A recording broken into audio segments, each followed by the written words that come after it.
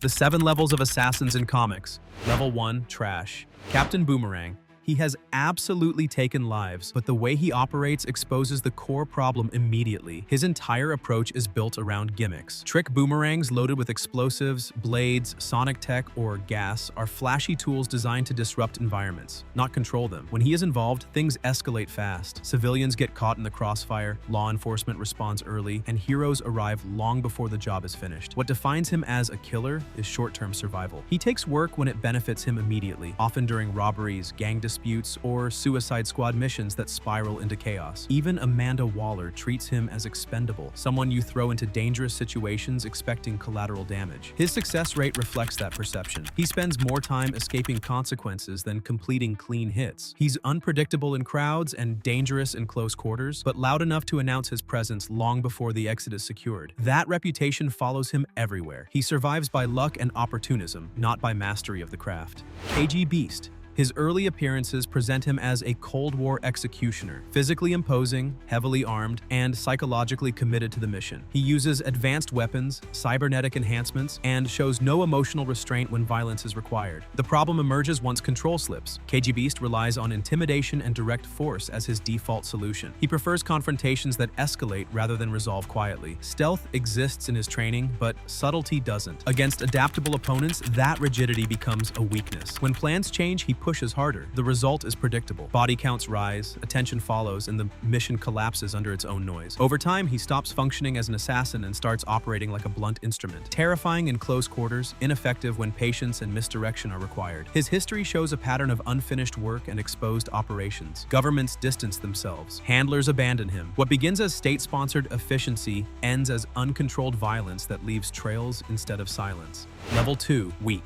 Bronze Tiger. He's one of the most technically gifted martial artists in the DC universe, trained by the League of Assassins themselves. His hands are precise, efficient, and devastating. In pure combat terms, very few people can stand with him for long. That's never been the question. The problem is what happens after the advantage is gained. Bronze Tiger operates with an internal brake that never fully disengages. Throughout his history, he struggles with guilt, self-control, and a deep awareness of consequence. He understands exactly what he's capable of, and that understanding weighs on him during missions that require finality. As an assassin, that hesitation matters. Jobs that demand clean execution become moral crossroads. Moments that require decisive killing instead become moments of restraint, second-guessing, or withdrawal. In a profession where delay creates exposure, that hesitation is costly. Even when embedded in organizations that value efficiency over ethics, Bronze Tiger's mindset never fully aligns with the role. He fights flawlessly, neutralizes threats, and dominates opponents, yet consistently stops short of embracing assassination as an identity. That conflict shows in how he's used by others. He's deployed as muscle, enforcement, or protection more often than as a closer. The League recognizes his skill, but not his reliability. His career reflects someone who could have climbed higher, but chose control over commitment. In assassination work, mastery without resolve leaves you stuck in the middle. Daken. As the son of Wolverine, Daken inherits enhanced strength, heightened senses, retractable claws, and a healing factor. On top of that, he possesses pheromonal abilities that let him manipulate emotion, attraction, and aggression in others. Physically and biologically, he is engineered for killing. The issue is psychological instability. Daken's work is driven by resentment, ego, and a constant need to prove himself. Missions become personal, targets turn into statements. Subtlety gives way to theatrics, and efficiency gives way to excess. He completes kills, sometimes brutally, but often leaves chaos behind him. His methods draw attention, create enemies, and compromise long-term objectives. Handlers and organizations learn quickly that Daken cannot be trusted to disappear after the job is done. Unlike seasoned assassins who treat killing as transactional, Daken treats it as validation. That mindset warps decision-making. He overextends, taunts opponents, and escalates situations unnecessarily. Even with powers that allow recovery from mistakes, the operational damage remains. Plans collapse, alliances fracture, and missions that should have ended quietly spiral into public confrontations. Daken survives almost everything thrown at him, but survival alone doesn't define success in this field. Level 3, Decent. Deadshot. He is known across the criminal world as the most accurate marksman alive, a shooter whose confidence comes from repetition rather than bravado. When he lines up a shot, the outcome feels predetermined. Decades of contracts have built that aura. Governments, crime syndicates, and Black Ops handlers don't hire Deadshot for spectacle. They hire him because targets stop breathing when he pulls the trigger. His operations are clean, measured, and efficient. Deadshot studies environments, controls angles, and removes targets from distances that eliminate risk. He understands timing, exit routes, and the value of patience. patience. Many of his missions end before the target even realizes danger exists. That level of professionalism is what lifts him out of the lower tiers. The limitation comes from inside. Lawton carries a deep psychological burden shaped by guilt, self-loathing, and a persistent death wish. That mindset seeps into his work. Some jobs turn reckless. Some situations escalate unnecessarily. His fixation on personal codes, especially involving family and collateral damage, introduces variables clients cannot control. He remains elite in execution, yet inconsistent in motive. The skill never disappears, but the internal conflict keeps him from operating at the highest tier, where emotion is fully compartmentalized. Winter Soldier Bucky Barnes. He spent decades as a ghost, deployed across continents to eliminate political figures, scientists, and military leaders with surgical precision. Under Hydra's control, he operated without hesitation, memory, or identity. Missions were executed swiftly. Evidence vanished. Witnesses didn't survive. Entire operations shifted course because his work was so effective. Physically enhanced and extensively trained, Barnes combined super soldier strength with assassin discipline. He infiltrated secure facilities, neutralized targets at close range, and disappeared before security systems could react. His record during this period places him among the most successful assassins ever created. Few operatives cause more geopolitical damage with such efficiency. The fracture appears once autonomy returns. With memory restored, the psychological weight of those missions becomes unavoidable. Trauma, guilt, and fractured identity follow him into every operation. His skills remain intact, his instincts sharp, yet emotional interference affects consistency. Some missions turn into personal reckonings rather than clean eliminations. He still completes objectives, but the emotional cost introduces hesitation and restraint. The assassin who once moved like a machine now moves like a man carrying consequences. That humanity pulls him out of the top tier and plants him firmly here. Ghost. Unlike assassins who rely on force or reputation, Ghost specializes in absence. His phased physiology allows him to bypass walls, security systems, and physical barriers without triggering alarms. Targets die without seeing their killer. Facilities are compromised without breaches. By the time investigators arrive, Ghost is already gone. Most of his work focuses on corporate espionage, industrial sabotage, and targeted eliminations tied to technological secrets. He studies systems more than people. Schedules, access points, and digital footprints matter more than gunfire. When Ghost acts, it's deliberate and minimal. There's no excess movement, no unnecessary confrontation, no emotional signature left behind. That specialization defines his ceiling. He excels in controlled environments where stealth dictates success. Open combat exposes limitations. Prolonged engagements reduce his advantage. He avoids situations that require improvisational violence, preferring missions where planning does the heavy lifting. Clients understand this. Ghost is hired for specific problems, not broad elimination campaigns. His effectiveness remains undeniable, yet the narrow focus keeps him from scaling higher. Level 4. Good Elektra. Trained by Stick and shaped by the Chaste, her skill set blends martial mastery, stealth, and mysticism into something refined and lethal. She doesn't rush engagements. She studies terrain, reads posture, and waits for moments where a single strike ends the encounter. Blades are her language, and she speaks it fluently. Across global missions, he operates with the confidence of someone who knows exactly how much force is required and no more. Her reputation comes from consistency. Targets disappear quietly. Defensive lines fail without alarms. When Elektra enters a space, the outcome is decided long before contact is made. Resurrection and mystical elements in her history deepen her composure rather than disrupt it. Death becomes familiar, not paralyzing. That comfort allows her to function in environments where others hesitate. The weight she carries is personal. Emotional ties, especially to Matt Murdock, surface at critical moments. They don't erase her effectiveness, yet they influence decision-making. Certain missions become complicated by attachment. Certain targets linger longer than they should. Elektra remains a master assassin whose internal conflicts occasionally bleed into the work. The craft remains intact. The cost is focus under pressure. Black Widow Natasha Romanoff. Raised in the Red Room, her training emphasized obedience, efficiency, and adaptability. By adulthood, she mastered infiltration, manipulation, and targeted killing across multiple continents. Unlike many assassins, Natasha relies on preparation rather than overwhelming force. Disguises, false identities, and psychological reads allow her to dismantle targets without drawing attention. Her operations often end before violence becomes visible. Conversations turn into traps. Allies become liabilities. When killing occurs, it's controlled and precise. Natasha understands how to extract information, neutralize threats, and exit without residue. She leaves behind confusion rather than chaos. That methodical approach extends her career far beyond what most human operatives achieve. What defines her placement at this level is longevity combined with restraint. She internalizes guilt and responsibility, yet continues to function at a high level. Her moral reckoning doesn't interfere with execution. It informs it. Missions conclude cleanly because she anticipates consequences rather than reacts to them. She survives not through brute strength, but through intelligence layered over discipline. As an assassin, she represents completeness within human limits. Crossbones. Trained in special operations and enhanced through cybernetics, he thrives in chaos-driven missions where fear becomes leverage. He uses explosives, close-quarters combat, and overwhelming pressure to collapse defenses quickly. His effectiveness lies in disruption. Targets lose control of the situation as soon as Crossbones engages. Security breaks down, escape routes vanish, panic replaces order. That impact makes him valuable in operations designed to send messages rather than remain invisible. Crossbones understands intimidation as a strategic tool and applies it consistently. The limitation emerges through subtlety. Precision exists in his execution, yet elegance does not. Collateral damage follows him. Investigations trace his path. Organizations feel the aftermath long after the target is gone. Crossbones completes objectives decisively, though the noise surrounding his work restricts higher-tier assignments. He operates as a wrecking force rather than a disappearing one. In assassination, that distinction defines the ceiling. Level 5. Great. Wolverine.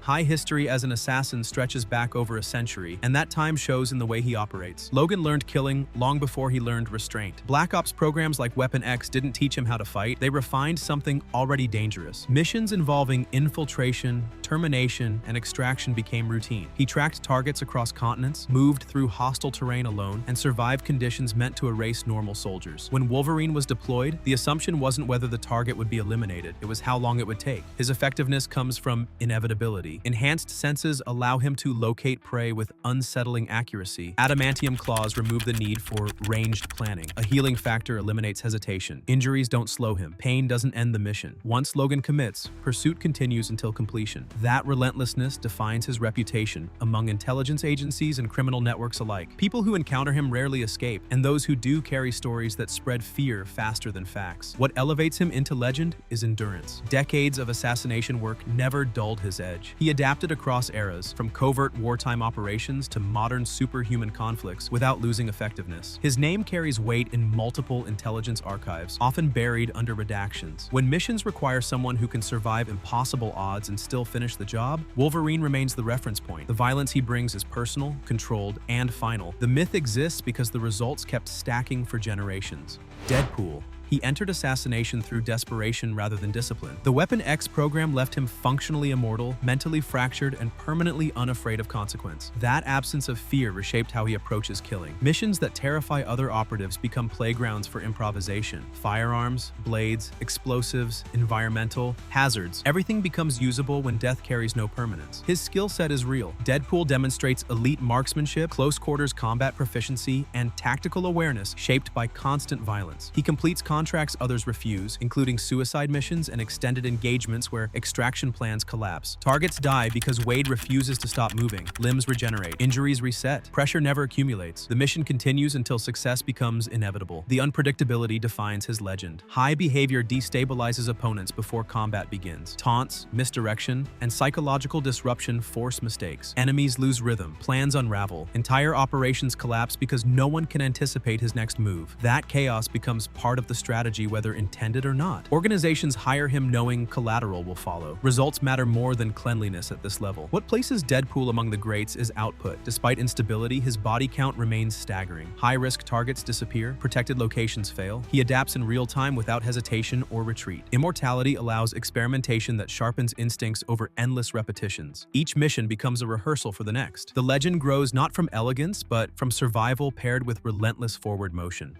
Level 6. Elite. Taskmaster. He doesn't rely on instinct or emotion. He observes, records, and executes. His photographic reflexes allow him to replicate any physical movement after seeing it once. Swordplay, marksmanship, acrobatics, hand-to-hand combat. Everything becomes accessible the moment it's observed. That ability reshapes how missions are approached. Preparation replaces improvisation. Observation replaces risk. Before a job, he studies his environment and potential opposition the way others study maps. Every guard pattern, every fighting style, every weapon used against him becomes ammunition. Once engagement begins, opponents find themselves facing perfect counters to their own techniques. Taskmaster doesn't overpower targets. He dismantles them using their own habits. That efficiency makes him invaluable as both assassin and instructor. Entire criminal organizations hire him to train operatives specifically because he understands how killers move under pressure. His reputation is built on reliability. Missions conclude cleanly. Variables are accounted for in advance. Emotional interference never enters the equation. Taskmaster operates as a professional whose identity revolves entirely around execution. Memory loss caused by his powers strips away personal history, reinforcing his detachment. Each mission exists in isolation, free of guilt or hesitation. At this level, assassination becomes mechanical precision carried out by a human processor.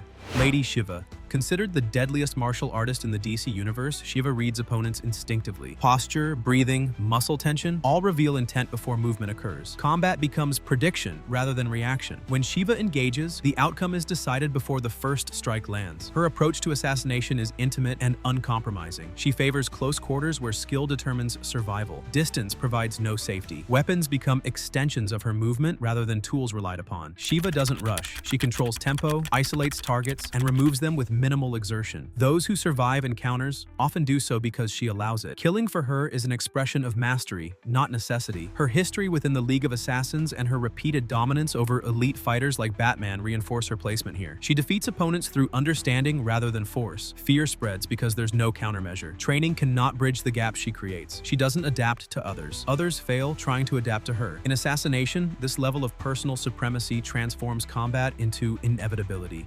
X-23, Laura Kinney. Created through genetic engineering and psychological conditioning, she was raised to kill before she learned how to live. Every aspect of her development centered on precision. Movement patterns were drilled, targets were assigned, emotion was suppressed through chemical triggers. Killing became automatic, executed without hesitation or second-guessing. Physically, she carries enhancements similar to Wolverine. Retractable adamantium claws, accelerated healing, heightened senses. What separates her is focus. She operates with surgical efficiency, wasting no motion. Missions conclude quickly, engagements remain silent. Her size and speed allow her to bypass defenses built to stop larger threats. When Laura is deployed, targets often never realize danger exists until it's over. The psychological scars remain, yet they don't disrupt performance. Laura functions under pressure with clarity born from conditioning. Even after gaining autonomy, that training never disappears. She plans efficiently, executes decisively, and disengages without theatrics. Organizations that encounter her treat her as a weapon rather than an operative. The reputation follows her because results follow her. At this tier, assassination becomes the product of design rather than experience.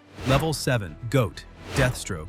He combines peak human conditioning with experimental enhancements that amplify strength, reflexes, perception, and mental processing. That alone places him above most operatives. What separates him completely is how he thinks. He doesn't enter missions hoping to adapt. He arrives with outcomes already calculated. Every contract begins with reconnaissance layered over contingency planning. He studies targets, allies, terrain, escape routes, and possible interference from heroes long before engagement. If variables change, he adjusts instantly. That cognitive edge allows him to handle multiple high-level threats simultaneously. Teams don't overwhelm him. They create more angles to exploit. Entire groups fall apart because Deathstroke isolates and dismantles them piece by piece, turning coordination into confusion. His assassination history spans governments, criminal syndicates, metahumans, and covert organizations. Slade functions comfortably in political kills, battlefield eliminations, and personal vendettas. His professionalism keeps handlers returning despite the danger of employing him. He completes missions others wouldn't survive attempting. When he is hired, failure becomes an anomaly rather than a possibility. That consistency over decades cements his status at the apex. Bullseye. For him, he doesn't rely on technology, enhancements, or elaborate planning. His body functions as a weapon system calibrated to perfection. Anything within reach becomes lethal. Playing cards, paper clips, debris, objects stop being harmless the moment Bullseye decides to kill. His accuracy approaches absolution. Distance offers no protection. Cover offers no safety. Psychologically, he operates without remorse or hesitation. Killing isn't strategic, it's compulsive. That lack of emotional interference removes friction from execution. Targets die because Bullseye decides they should. High-profile assassinations reinforce his legend. Heroes fall. Protected individuals bleed out in public spaces. Fear follows his presence because predictability disappears. No one knows what object will end them. No one knows when he'll strike. Organizations fear employing him and fear opposing him. Control becomes irrelevant once Bullseye enters a space. His reputation isn't built on body count alone, but on psychological damage. Survivors don't feel relief. They feel vulnerability. Punisher. He approaches killing as systematic eradication. Military training shapes every decision. Surveillance precedes engagement. Supply lines are cut. Safe houses collapse. Entire criminal networks disappear piece by piece. Frank doesn't hunt individuals. He dismantles ecosystems. His lethality comes from preparation layered over resolve. Castle plans for resistance, ambush, and escalation simultaneously. Pain doesn't stop him. Injury doesn't deter him. Retreat isn't part of the vocabulary. Once a target is marked, the outcome stretches forward until completion. Criminals don't escape. They get hunted. That relentless pursuit turns assassination into attrition warfare. What elevates Frank to this tier is intent. There's no contract to finish and walk away from. There's no handler to answer to. His operations continue until nothing remains. That commitment creates fear deeper than reputation. Criminals flee cities knowing he's active. Organizations fracture under pressure before he arrives. The killing never feels impulsive. It feels planned, patient, and final. And that's it. Now to you, what are your views? Is the deadliest assassin the one with the best plan or the one who removes planning from the equation entirely? Share your thoughts in the comments section below. Leave a like, subscribe, and turn on the notification bell for more amazing videos like this one.